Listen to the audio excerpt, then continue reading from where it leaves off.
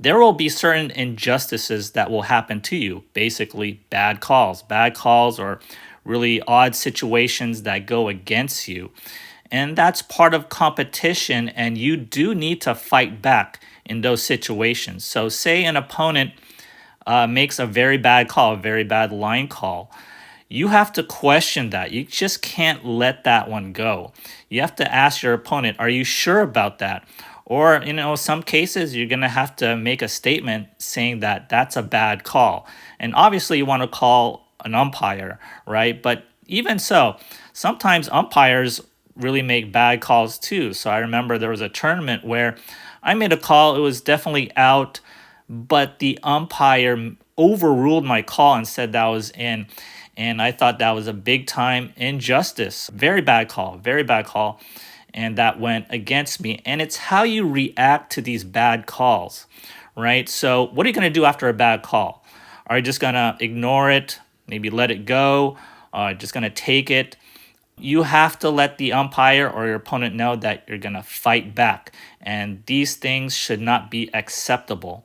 So, and in a way, that's a little bit of pride, right? You got to have a little bit of pride, a little bit of ego to stand up for yourself. I've seen a lot of players where, bad calls happen and all of a sudden they weaken. They don't play as well, and they're just not as motivated anymore to play. That's really the worst thing you could do, to react in a way where you're just not going to play anymore after a bad call.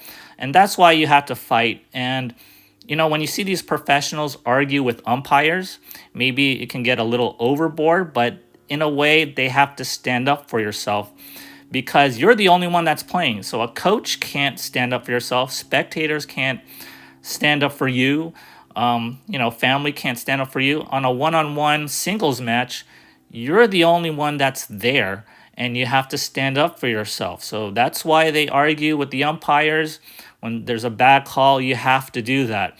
And obviously, you have to let it go after that. So in the next point, you can't let it linger. You have to just, keep your emotions in check and play the next point. But in that moment of a bad call, you have to fight back. And that's what competition is all about. Okay, that's how to compete. And you have to overcome these things. Yes, we want to play a fair match. We want to have an umpire there that's fair. Everyone's fair, opponent's fair, you're fair. But that's not how real life works out, right? So, and there's going to be a match, at least one or two matches that are just going to go against your way for some odd reason. And you have to be there to fight back.